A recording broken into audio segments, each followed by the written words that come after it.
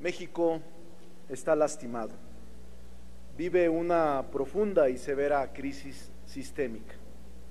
México está de duelo, es un duelo causado por el dolor de los 43 normalistas de Ayotzinapa desaparecidos, lo que a su vez detonó un ya basta. Es un malestar social acumulado durante más de una década de desapariciones forzadas, de ejecuciones masivas, de fosas clandestinas, de desplazamientos colectivos, de descomposición nacional. Hoy escuchamos simulación acerca de la verdadera tragedia que vive México. No se puede ocultar el surgimiento de movimientos sociales, tampoco la insurgencia civil o la inconformidad ciudadana que se encuentra en todas partes. Hay tres épocas emblemáticas en el México independiente: 1810, 1910 y ahora. En aquellas épocas como ahora, los gobiernos dominados por un puñado de inconscientes e insensibles despreciaban las manifestaciones populares de inconformidad y, lejos de atender los reclamos de justicia que las originaban, actuaban y justificaban como ahora. Coincidían los gobiernos de esas dos épocas con el de ahora, movimientos desestabilizadores y con tintes de manipulación perversa que quieren destruir al país. Y en aquellas dos primeras épocas, los gobiernos actuaron con ceguera y con torpeza, reprimiendo y criminalizando esas expresiones de protesta social. Hoy las calles lucen llenas de inconformidad, reclaman justicia, rectitud de sus gobernantes y dirigentes, un cambio del quehacer político y un cambio del modelo económico, entre otras demandas justas que sería insensato desoír y, peor aún, reprimir. No ignoremos la historia, no minimicemos el reclamo popular. Sostengo que sí hay un proceso desestabilizador contra México. Tiene por lo menos 3 décadas y 3 frentes abiertos, en lo económico, en lo social y en lo político, y no está a cargo precisamente de grupos inconformes, sino de grupos oligárquicos enquistados en el poder público. Esta campaña ha desestabilizado la distribución de la riqueza nacional, creando un puñado de superricos y una masa inmensa de superpobres. Esta campaña ha incluido la expulsión del país durante 20 años de 20 millones de connacionales hacia Estados Unidos, porque aquí simplemente no hay lugar ni oportunidad para ellos. La desestabilización incluyó también cambiar el capitalismo monopolista de Estado por un capitalismo monopolista de cuates, de compadres y de cómplices, tan corruptos uno como el otro y ambos igual de injustos.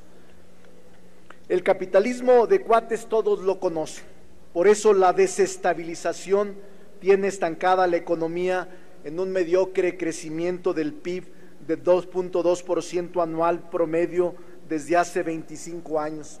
Si le restamos el crecimiento poblacional, la tasa de crecimiento económico se reduce al 0.2%, es decir, nada, sin desapercibir la inflación desbordada y la carestía que hace estragos en la población.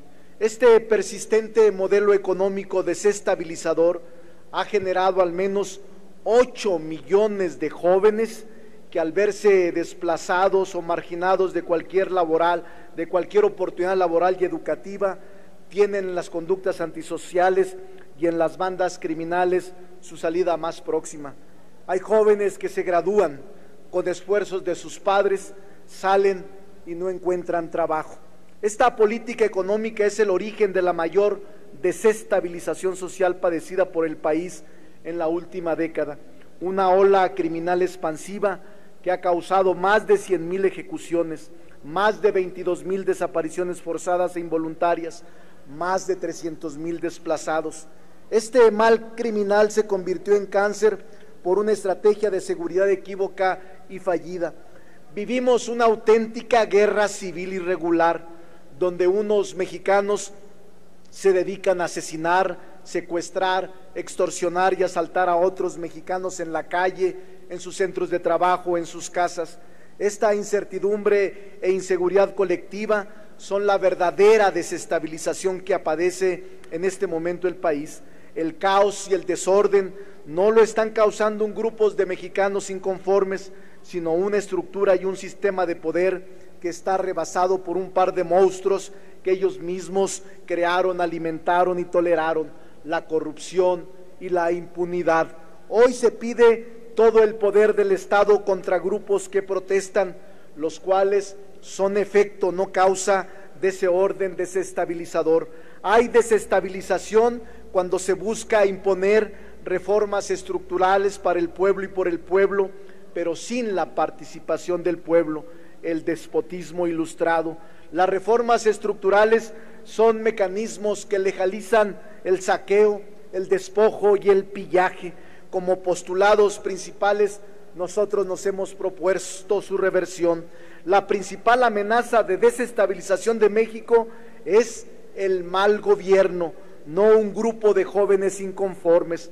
Atentan más contra la democracia 10 mexicanos vestidos con toga y birrete, rechazando la consulta popular contra la reforma energética, que 11 jóvenes estudiantes lanzando cohetones, petardos y bombas de humo frente al Palacio Nacional. La diferencia estriba en el trato que el Estado mexicano brinda a unos y a otros. A los primeros les paga 600,000 pesos mensuales, a los segundos, en cambio, los acusa de terrorismo y asociación delictuosa. Esta es la justicia que practica la democracia simulada. Castiga el motín de los de abajo, pero legitima el botín de los de arriba. Exigimos la libertad de los 11 mexicanos enviados a cárceles de alta seguridad por haberse manifestado el pasado 20 de noviembre. Su delito es ser ciudadanos indignados. No olvidemos que el anarquismo es el hijo natural del despotismo. ¿Qué planteamos frente a este proceso de degradación? Elegir un nuevo constituyente para elaborar una nueva constitución. También proponemos la revocación de mandato para dar por terminada de manera anticipada un mandato popular por causas de manifiesta incapacidad o incumplimiento grave de la responsabilidad. Planteamos un sistema nacional de anticorrupción ciudadanizado y autónomo. Planteamos la apertura obligatoria y sin restricción de las declaraciones patrimoniales de los servidores públicos. Planteamos la extinción de dominio, que si bien ya existe para los casos de la delincuencia organizada, se extendería y aplicaría a los casos de enriquecimiento ilícito de los servidores públicos. Los bienes extinguidos serían incorporados al patrimonio público. Planteamos el juicio de residencia.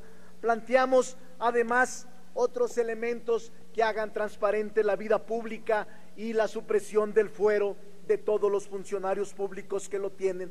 ¿Qué debemos hacer?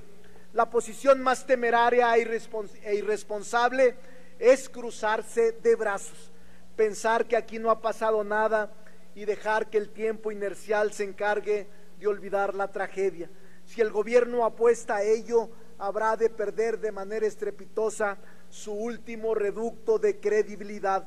Lo de ahora no es una simple demanda por más seguridad que se pueda administrar con la firma de otro pacto de seguridad en Palacio Nacional, tomados todos de las manos para una fotografía del recuerdo.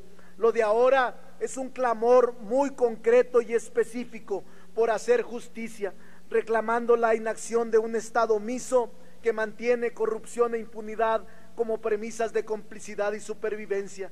Si el gobierno no entiende la profundidad de la crisis que está viviendo, entonces sí que se preparen para una entrega anticipada del poder, pero también Y este es el gran riesgo del escenario inercial que deberíamos comentar. Los ciudadanos deberíamos prepararnos para un coletazo autoritario y golpista de un final anticipado de régimen. La otra crisis, esta crisis que se adopta en muchas democracias como las parlamentarias, ya se hubiera traducido en dos opciones: o es un voto de censura del Congreso al presidente, lo que implicaría una renuncia colectiva del Gabinete de Estado, o una convocatoria anticipada de elecciones para integrar un nuevo gobierno. Así es como funcionan las democracias. Todos los políticos que no están a la altura de las circunstancias se van a sus casas. Yo sé que no somos una democracia parlamentaria, pero tampoco somos ya una presidencia imperial a ultranza, donde todo marcha y se acomoda al tiempo de un solo hombre. Ahí están dos salidas para un jefe de Estado en crisis: o la renuncia de todo su gabinete, o elecciones anticipadas para adelantar su relevo e integrar un nuevo gobierno. Mientras se define el curso de esta crisis, nosotros vamos a seguir insistiendo. Estamos a tiempo de rescatar a la nación de la corrupción y la impunidad. No se desesperen. Solo les puedo decir, vivimos tiempos de canallas, con una democracia simulada, con una república de hipócritas. No se exalten. El pueblo nos califica perfectamente. Es eso lo que resta para que se vayan.